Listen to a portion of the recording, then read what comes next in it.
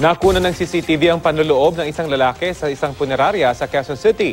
Ang suspect halos nalibot ang buong punerarya habang mahimbing na natutulog ang mga staff at gwardya ng establishmento.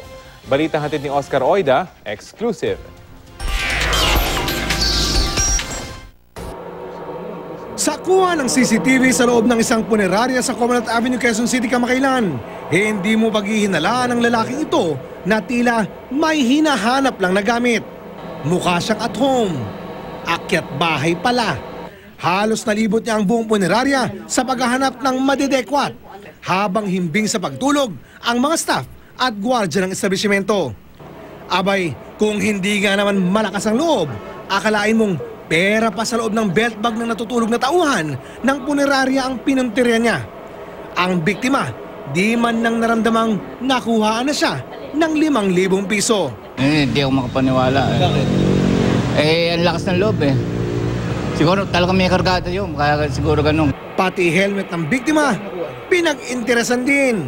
Palabas ng suspect ng maalimpungatan ang gwardya ng punerarya.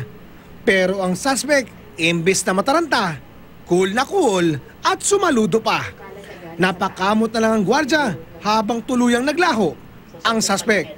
Oo nga, nakita ko, sumaludo. Hindi naman alam ng gwardya yung nawala yung helmet kung alam.